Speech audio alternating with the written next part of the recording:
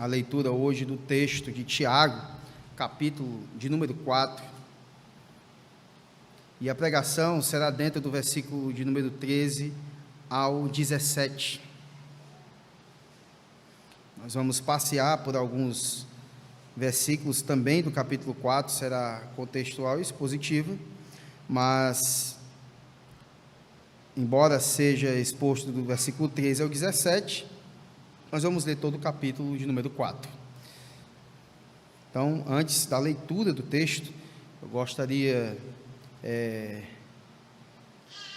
de pedir aos irmãos que fechassem seus olhos nesse momento para orarmos ao Senhor, pedindo pela pregação da palavra.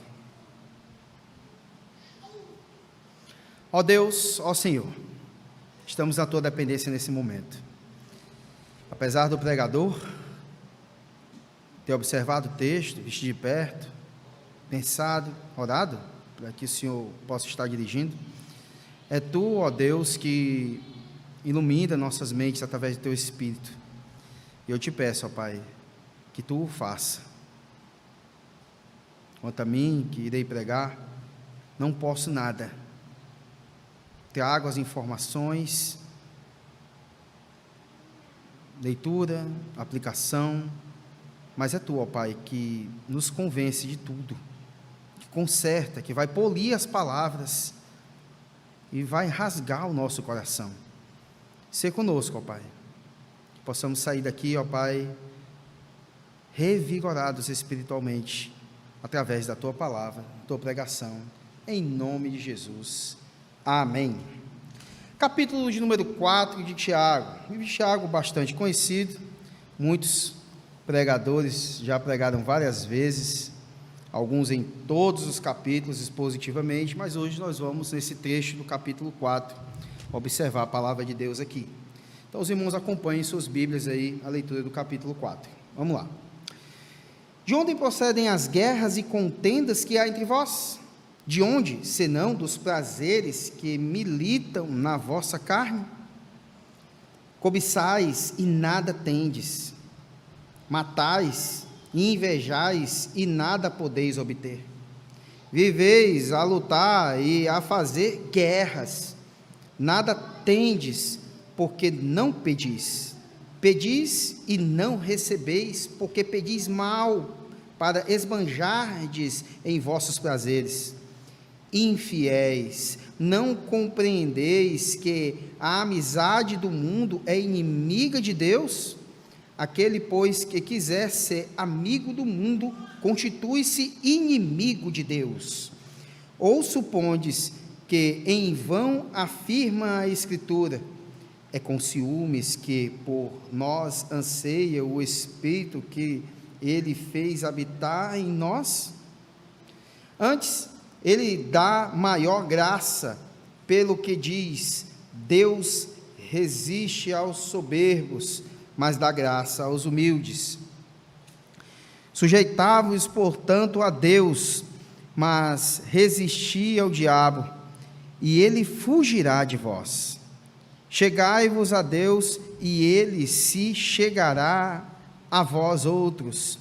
Purificai as mãos, pecadores, e vós que sois de ânimo dobre, limpai o coração. Afligi-vos, lamentai e chorai. Converta-se o vosso riso em pranto e a vossa alegria em tristeza. Humilhai-vos na presença do Senhor, e ele vos exaltará. Irmãos, não faleis mal uns dos outros. Aquele que fala mal do irmão ou julga a seu irmão, fala mal da lei e julga a lei. Ora, se julgas a lei, não és observador da lei, mas juiz.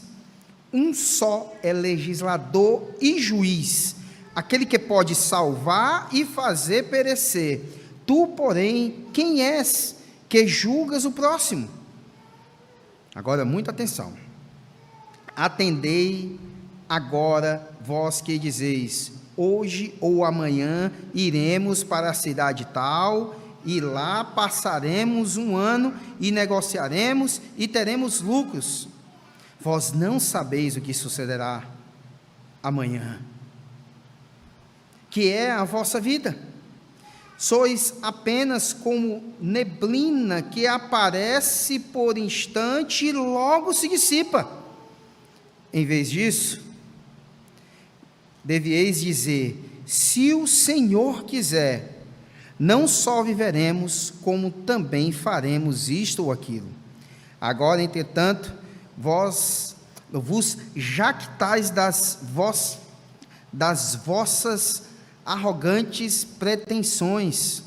Toda jactância semelhante a essa é maligna.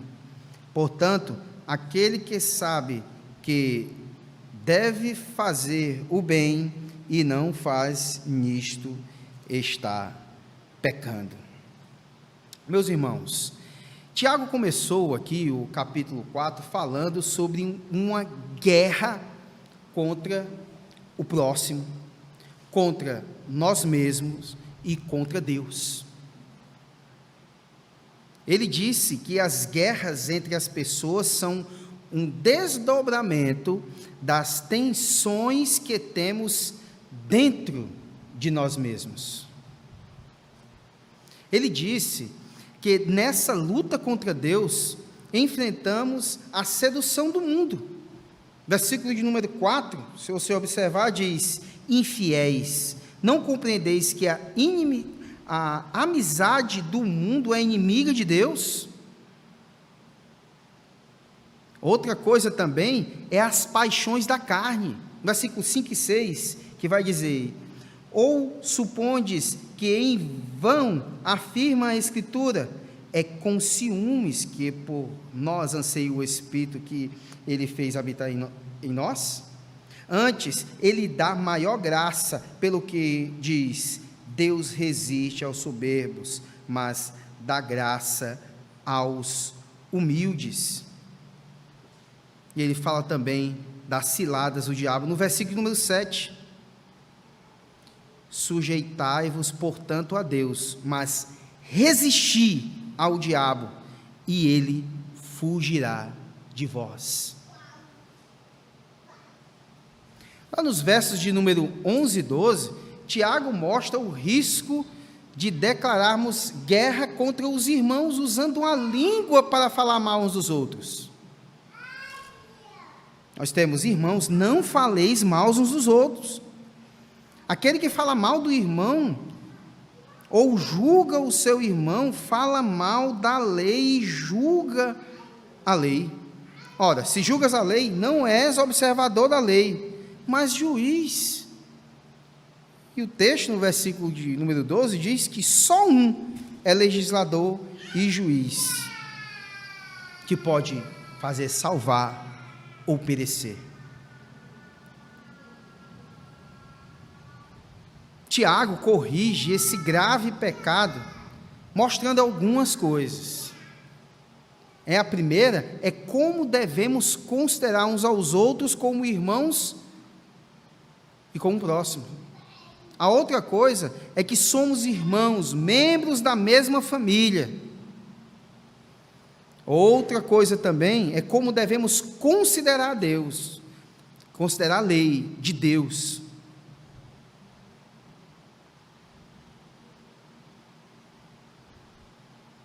Deus, Ele nos deu a lei para nos orientar a amar uns aos outros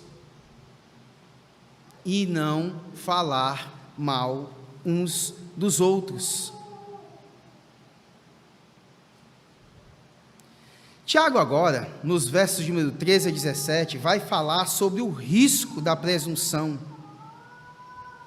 A presunção, ela atinge várias áreas. Primeiro, toca a vida. Hoje, amanhã, um ano. A segunda, toca as escolhas. Hoje ou amanhã nós iremos, passaremos um ano, negociaremos e teremos.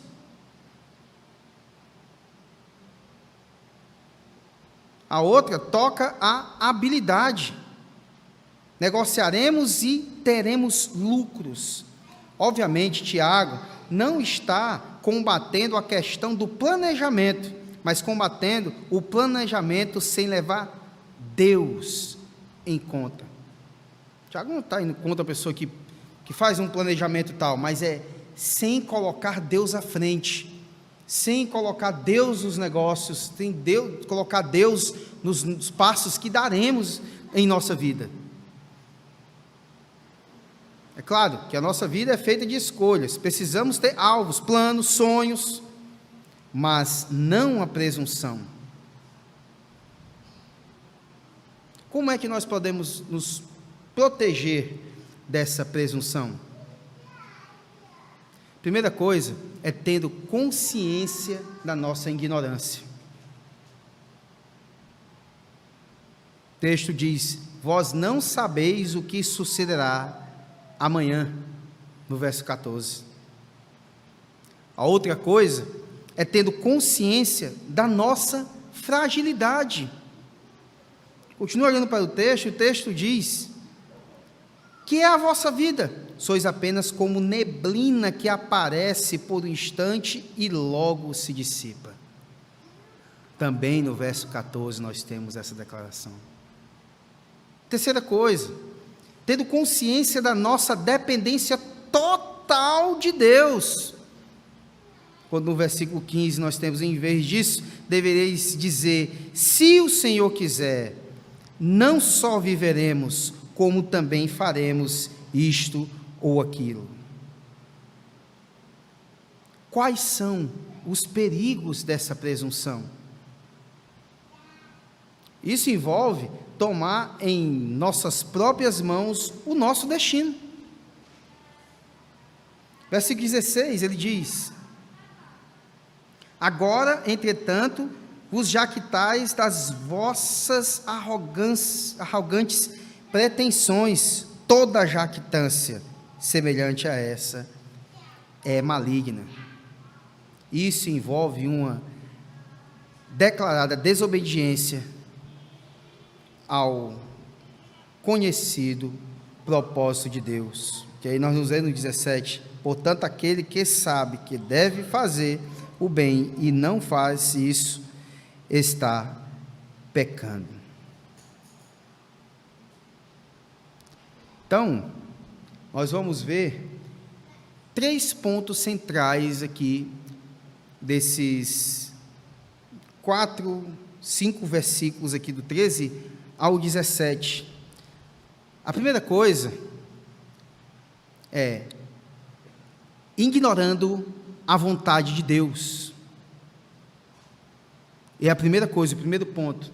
O segundo ponto seria desobedecendo a vontade de Deus, que é no versículo de número 17. Aí nós voltamos um pouco para o 15, para ver o terceiro ponto, que é obedecendo a vontade de Deus. Então, meus irmãos, Tiago apresentou 4 argumentos para revelar a tolice de ignorar a vontade de Deus. A primeira, nós vamos ver aqui, a complexidade da vida. Versículo 13, vamos reler, olhe para o texto, diz o seguinte: atendei agora, vós que dizeis, hoje ou amanhã iremos para a cidade tal, e lá passaremos um ano, e negociaremos, e teremos lucros. Pense em tudo que envolve a vida hoje. Tudo que envolve a nossa vida. Hoje, amanhã, comprar, vender, ter lucros, perder, estar aqui, estar ali. A vida, ela é composta de pessoas, lugares, atividades, alvos, dias, anos. Todos nós tomamos decisões cruciais dia após dia. É uma complexidade total a nossa vida. A outra coisa, a incerteza da vida. No versículo 14, parte A, diz: vós não sabeis o que sucederá amanhã. Essa expressão é baseada em Provérbios 27:1, quando diz: não te glories no dia de amanhã, porque não sabes o que trará a luz. Esses negociantes estavam fazendo planos seguros para um ano, enquanto não podiam ter garantia de um dia sequer. O sujeito, ele planeja um ano todo, mas não tem garantia e não tem certeza de um. E ele faz isso sem levar em consideração a vontade absoluta de Deus, os decretos de Deus, a vontade irrevogável do Senhor. A palavra de Deus diz em Jó 42, versículo 2: bem sei que tudo podes, e nenhum dos teus planos pode ser impedido. Os planos dele, não os nossos. Então, planejar um ano todo e não ter certeza de um dia sequer é uma coisa muito contraditória.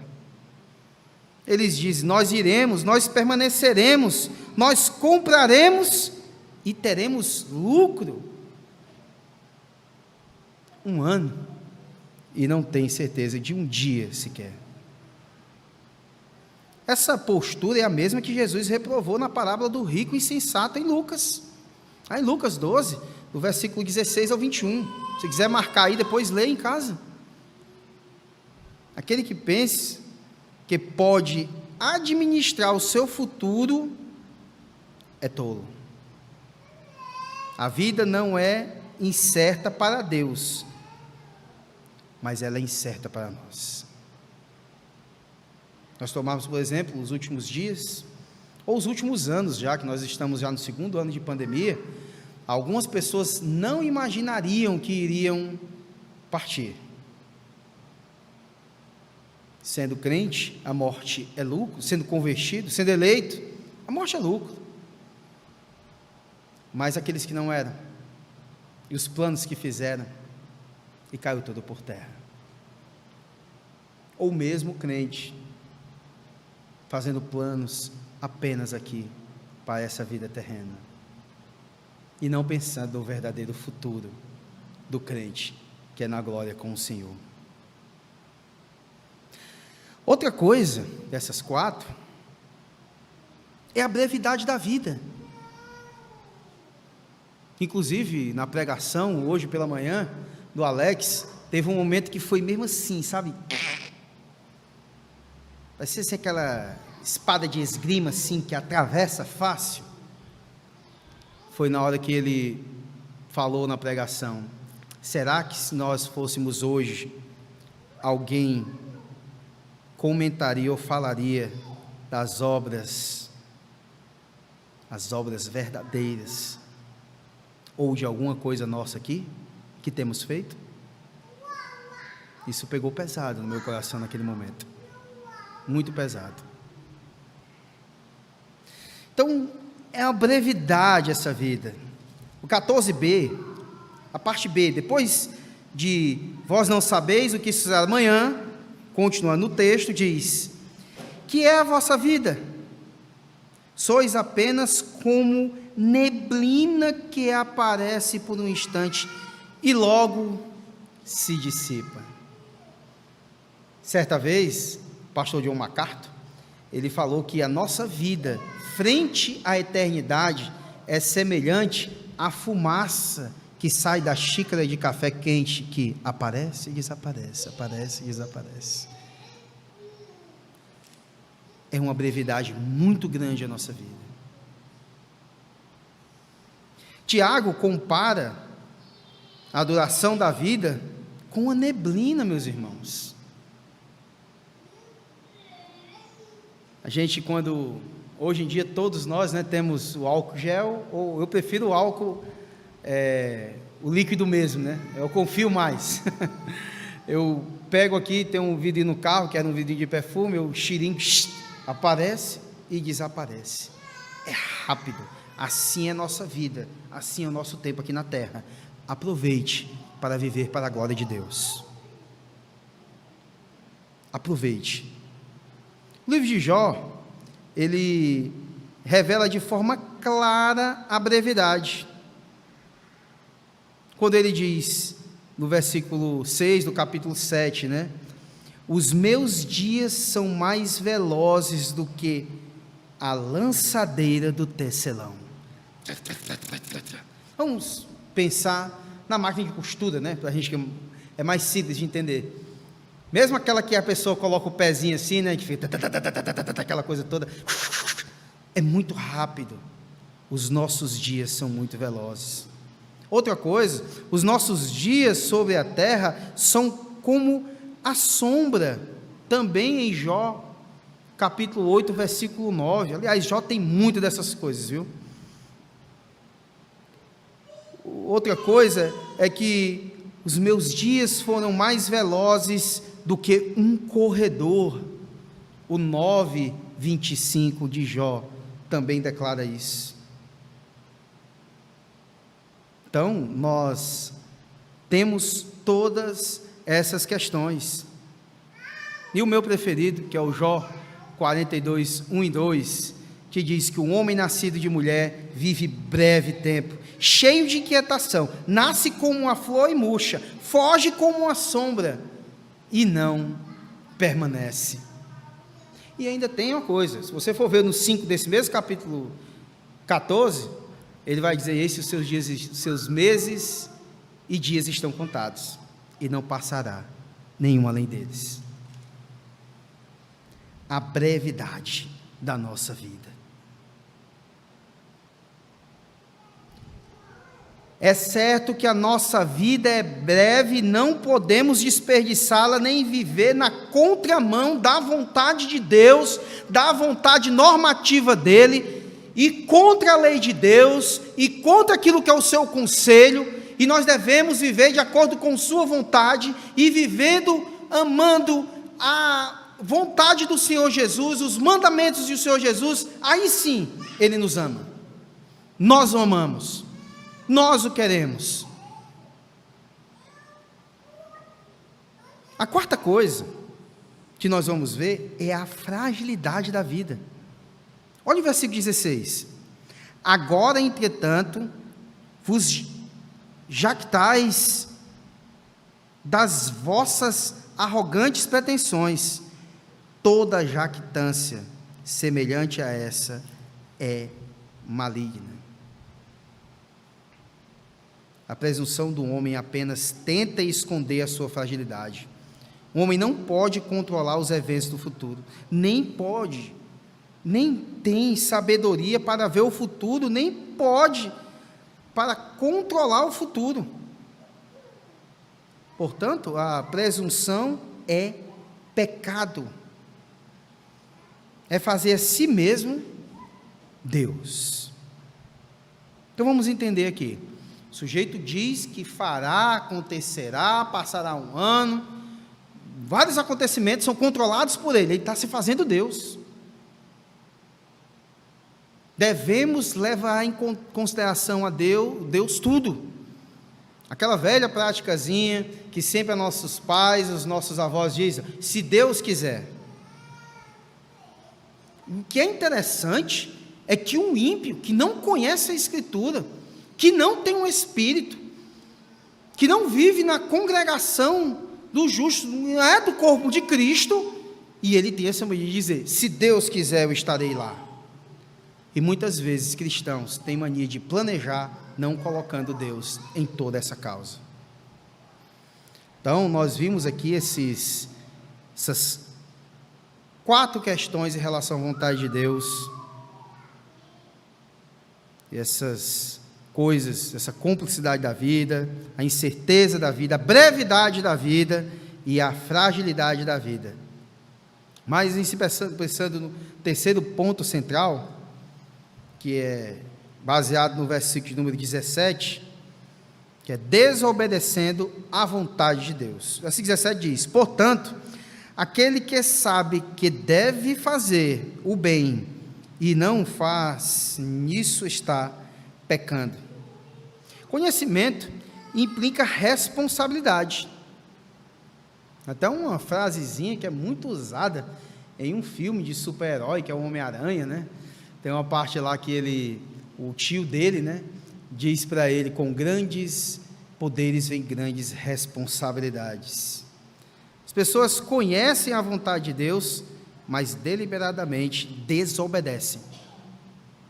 Vem a lei de Deus, vem o Pentateuco, leia o Evangelho, leia os Evangelhos, leia as cartas paulinas, leia a Escritura, gabam-se de ter lido a Escritura várias vezes, mas desobedece.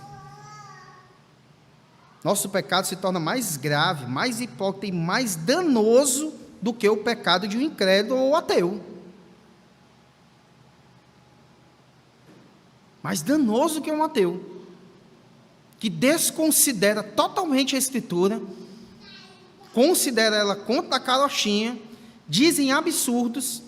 Nós dizemos que amamos, dizemos que curtimos ela, like demais, mas, no entanto, nós agimos de forma grave contra Deus.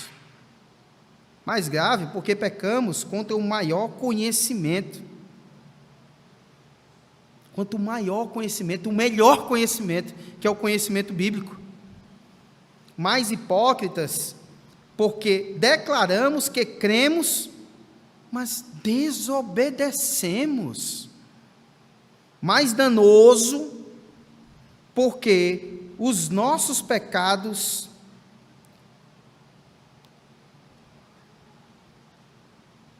são mestres do pecado dos outros.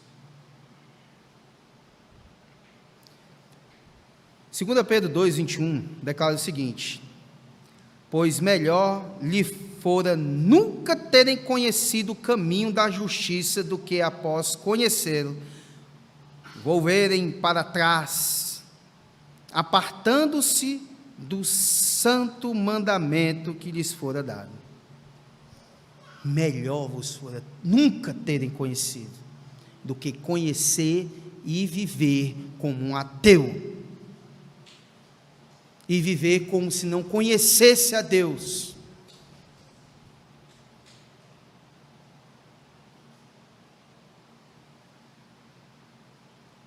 Agora, vamos pensar, por que as pessoas que conhecem a vontade de Deus, deliberadamente a desobedecem? Primeira coisa bem diabólicazinha, por orgulho. O homem gosta de considerar-se dono do seu próprio destino. Capitão, ele tem a braçadeira da própria alma. Primeira coisa, quando o sumo pastor de nossas almas é o Senhor Jesus. A outra coisa, a ignorância da natureza da vontade de Deus. Muitas pessoas têm medo da vontade de Deus, pensam que Deus vai fazê-las miseráveis e infelizes. Mas a infelicidade reina onde o homem está fora da vontade de Deus. Porque sempre tudo no centro da vontade de Deus é mais formoso, é mais lindo, é mais delicioso. Dentro da vontade de Deus, tudo é deleitoso, tudo. Outra coisa também, vamos pensar aqui, o que acontece com aqueles que deliberadamente desobedecem à vontade de Deus? Vamos ver 3 coisas. Eles são disciplinados por Deus até se submeterem. Até se submeterem. É a primeira coisa. Vamos lá em Hebreus capítulo 12, 5 a 11, que diz: olha o que diz a palavra: e estáis esquecidos da exortação que, como a filhos, discorre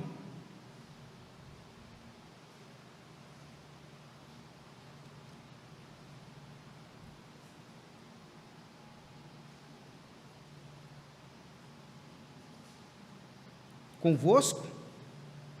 Filho meu, não menosprezes a correção que vem do Senhor, nem desmaieis quando por ele és reprovado, porque o Senhor corrige a quem ama e açoita a todo filho a quem recebe. É para a disciplina que perseverais. Deus vos trata como filhos. Pois que filho há que o pai não corrige? Mas se estáis sem correção, de que todos se têm tornado participantes, logo sois bastardos e não filhos. Além disso, tínhamos os nossos pais segundo a carne, que nos corrigiam e os respeitávamos. Não havemos de estar em muito maior submissão ao Pai espiritual, e então viveremos? Pois eles nos corrigiam por pouco tempo, segundo melhor lhes parecia. Deus, porém, nos disciplina para aproveitamento, a fim de sermos participantes da sua santidade. Toda disciplina, com efeito, no momento, não parece ser motivo de alegria, mas de tristeza. Ao depois, entretanto, produz fruto pacífico aos que têm sido por ela exercitado fruto de justiça. É a primeira coisa. A segunda seria: eles perdem recompensas espirituais. A outra coisa, e a terceira, que acontece com eles, eles sofrerão consequências sérias na vinda do Senhor. Nós temos tudo isso, passa-se por isso, é o que acontece com aqueles que desobedecem à vontade do Senhor. São disciplinados, perdem recompensa e sofrerão consequências sérias na vinda do Senhor. E o terceiro ponto central, nós vamos voltar agora para o versículo de número 15, que a palavra de Deus diz: em vez disso, deveria dizer: se o Senhor quiser, não só viveremos, como também faremos isso ou aquilo. E esse ponto é obedecendo à vontade de Deus. A comida de Jesus era fazer a vontade do Pai. Vocês lembram no capítulo 4 de João? Quando trouxeram comida para ele, ele disse: não, a minha comida é fazer a vontade do meu Pai. E ele não comeu, e fez a vontade de Deus. Ele pregou, ele ensinou para a mulher samaritana, e depois veio mais pessoas e ele ensinou mais ainda. A vontade de Deus é que dirige a nossa vida, é que dirige os nossos passos.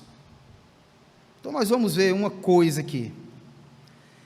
Esta é a vontade de Deus, a vossa santificação, que vos abstenhais da prostituição. 1 Tessalonicenses, capítulo 4, versículo 3. A outra, a vontade de Deus é que seu povo se alegre, ore e dê graças em tudo. 1 Tessalonicenses, capítulo 15, do versículo 16 ao 18. Deus revela a sua vontade para todos aqueles que desejam obedecê-la.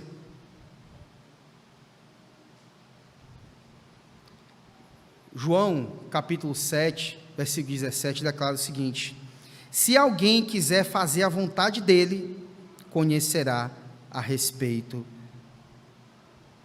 da doutrina. Não devemos procurar compreender qual é a vontade do Senhor, vontade de Deus.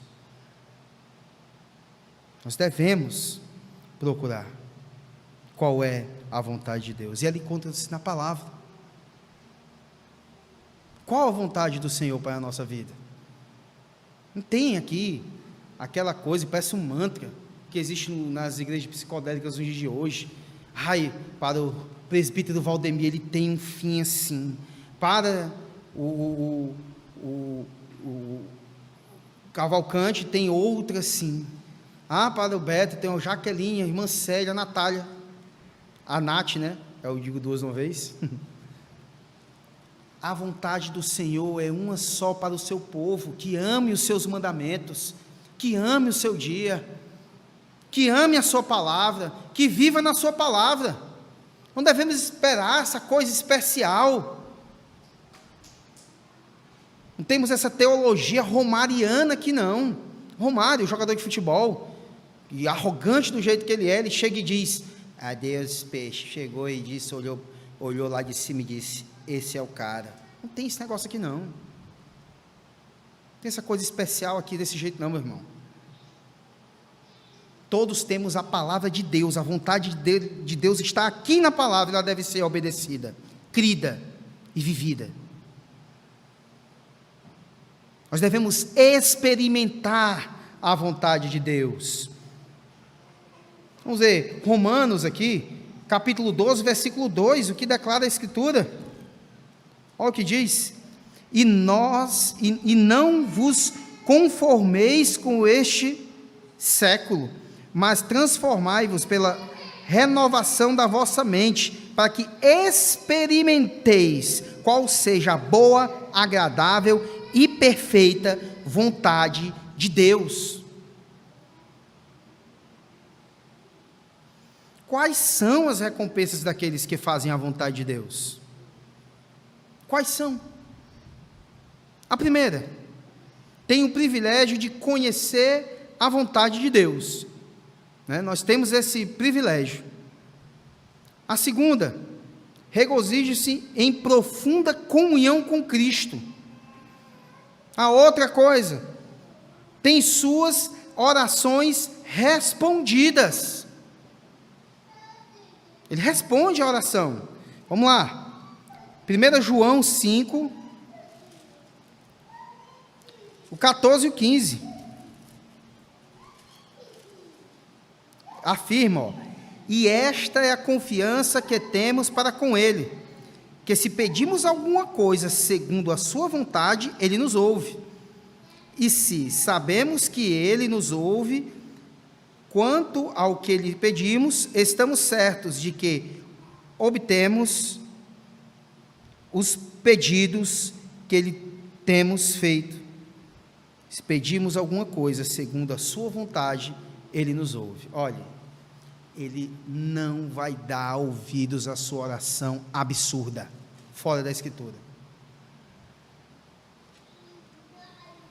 Certa vez eu conversando com um pastor, uma pessoa muito amada que passou por minha vida,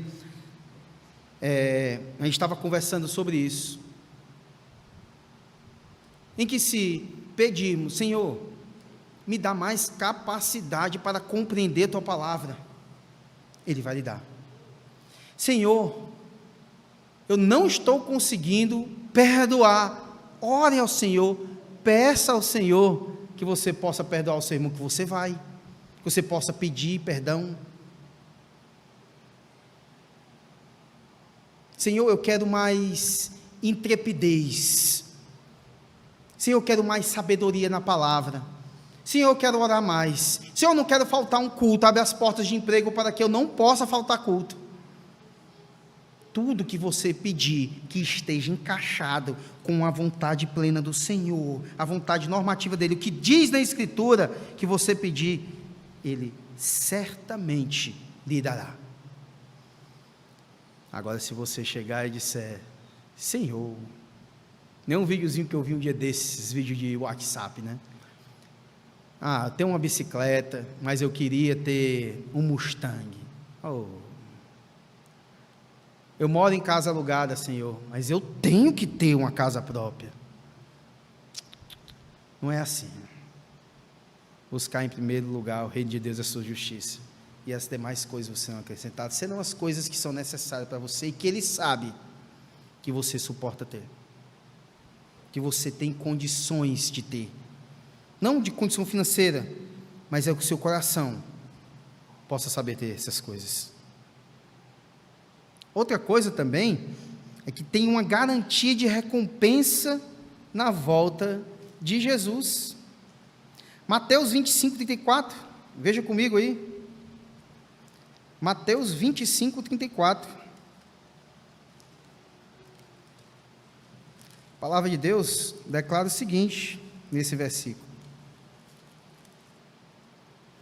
então dirá o rei aos que estiverem à sua direita: vinde, benditos de meu Pai, entrai na posse do reino que vos está preparado desde a fundação do mundo.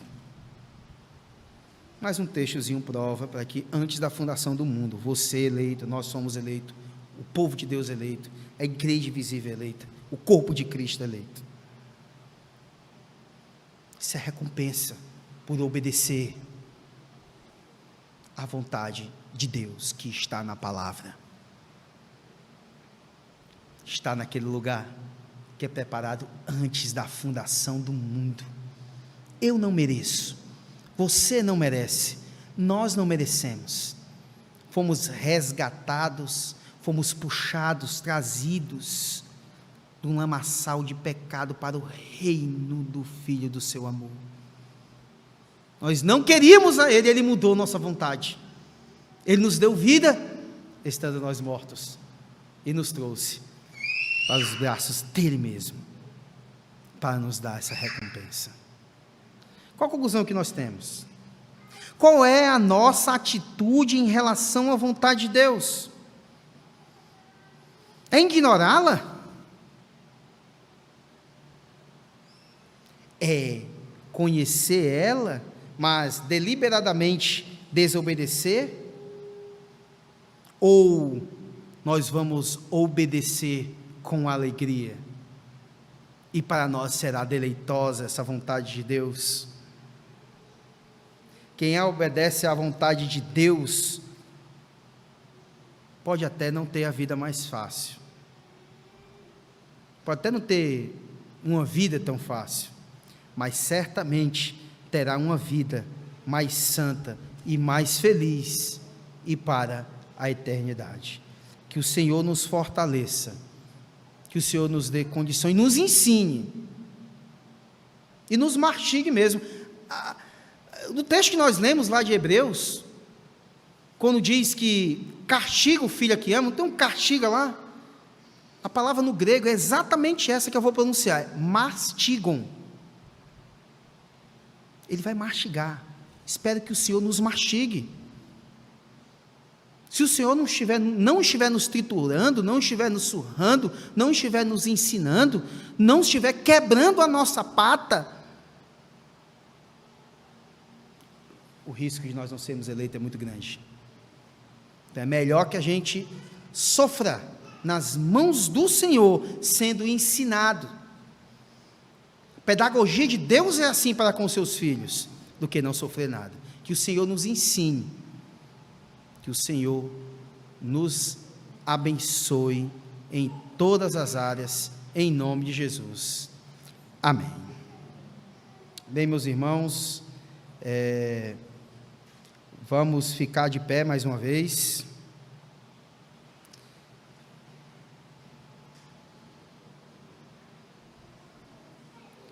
Vamos orar. Deus, obrigado por tua palavra, obrigado pelo teu agir em nosso meio. Tu age, ó Pai amado, de forma fantástica no meio da tua igreja. Tu nos tem abençoado sem merecermos, quer seja individualmente a cada um, quer seja no corpo local, na igreja presbiteriana Betel. Tu tem aberto portas, ó Pai, para nós. Muito obrigado, ó Pai. Nós não podemos nada, é tu que faz, e nós nos colocamos a tua total dependência, e que se for de acordo com tua vontade, ó Pai, nessa igreja terá filhas, terá igrejas, fundará congregações que se tornarão igrejas para a tua glória, ó Pai amado. Nós cremos, ó Pai, nós cremos que tu, ó Pai amado, pode fazer isso. Nós cremos, ó Pai, que tu está à frente de todas as nossas batalhas, porque se tu não tiver, nada acontece, mas contigo, ó Pai amado, nós somos mais do que vencedores. Abençoa, Pai, a todos nós, e que possamos viver de acordo com Tua palavra, em nome de Jesus. Amém, Senhor.